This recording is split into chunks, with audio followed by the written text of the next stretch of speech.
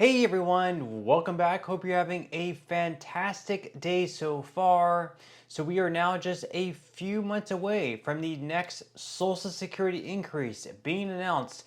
In today's video, we are going to be covering why that's both good as well as bad news.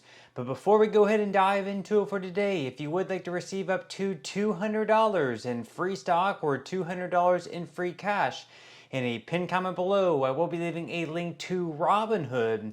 All you have to do is once you click on that link is just sign up for a free account and then simply link your bank account. You do not even have to make an opening deposit. At that point in time, Robinhood will be sending you one free stock worth all the way up to $200. And if you really just have the cash, all you have to do is once you receive the free stock is just sell it for what it's worth and then transfer the cash value right back to your bank account. Okay, so diving right into it for today. So once again, we are now just a few months away from the Social Security Administration announcing the next increase. At this point, it's nearly guaranteed. It just comes down to how exactly big this next increase is going to be. We already have certain projections out there, and this is something that happens nearly every single year, at least when there is some type of inflation taking place. That is because they have something called the cost of living adjustment that is law. It was something signed into law. So this is something that happens once again nearly every single year. Last year or this year, I guess it was actually 2.5%. So whether it goes up or whether it goes down depends on several factors. Now, at the beginning of this year, they were expecting the cost of living adjustment to come down because inflation was also expecting to come down, but because of certain factors, the cost of living adjustment might actually be going higher next year in 2026. We are going to be covering why once again in today's video. So according to the Motley Fool, believe it or not, retirees are less than 6 months away from finding out how much their Social Security benefits will increase next year, but you don't have to wait to learn what the annual cost of living adjustment is expected to be. The Senior Citizens League, a nonprofit organization that advocates for seniors, updates its Social Security COLA forecast each month. The organization's latest prediction is out, and there's good news and bad news for retirees. So once again, we are going to be covering the good news about this as well as the bad news. So they go on here to say, starting out with the good news. Let's start with the good news. Retirees can expect a Social Security benefits increase of 2.3% in 2026 based on TSCL's latest prediction. That's lower than the 2.5% adjustments received in 2025. And you might be wondering, why is a lower COLA good news instead of bad news?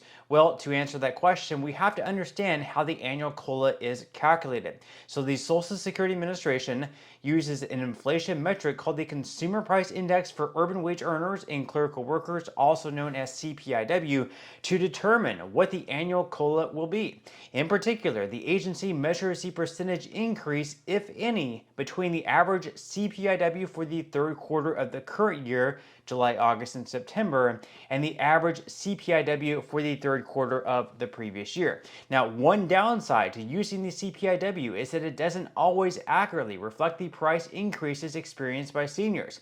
For example, the inflation metric doesn't weigh healthcare costs as highly as they impact seniors' budgets. Now, another drawback to the annual Social Security COLA, regardless of which inflation metric is used, is its timing.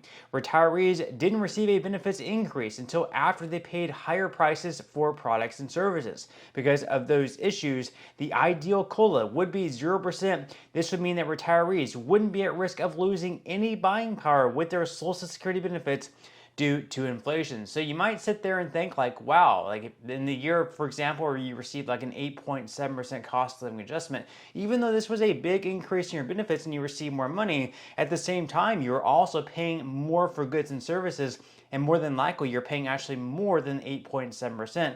Plus, all year long, you had to pay higher prices while at the same time not yet receiving that 8.7% cost of living adjustment until the following year.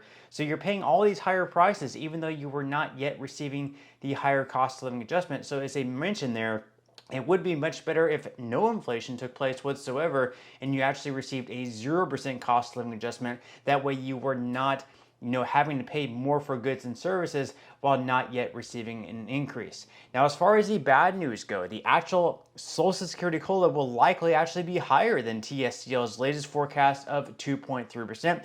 There's a simple explanation why, and as you might expect, the CPIW is one of the key indicators TSDL uses in its model to project the next COLA. However, the most recent CPIW figure available was just for March, and this number did not include the full impact of tariffs implemented by the Trump administration.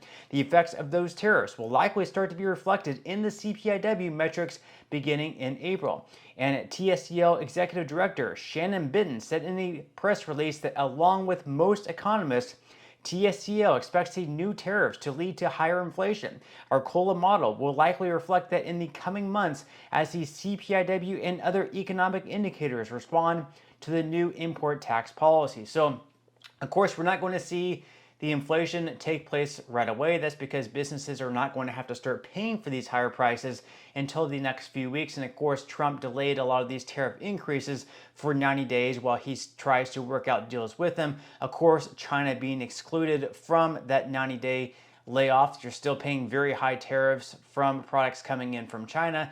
I think is like over 150%. And granted, a lot of the products that we get here are from China just because the labor there is so cheap, so we can get products very cheap. Like think anytime you go to the dollar store, pretty much all the products inside the dollar store or Five and Below or any of those discount or bargain stores are coming from China. So you're definitely going to see a markup in those prices just because those businesses are now going to have to pay more for those products coming from China, which means for them to make the same profits as they were before, to be able to continue paying their employees, to be able to continue paying for their electric bills, to keep the lights on inside their building, to be able to continue paying for the rent for that building, and so on and so forth. Of course, they are going to have to raise the prices for those products because now they're going to have to pay more and more money for those products thanks to those tariffs. Now, the article here goes on to say that Benton expressed concern about the impacts of tariffs on seniors. She said, quote, placing broad-based tariffs on goods from numerous countries could have a profoundly negative impact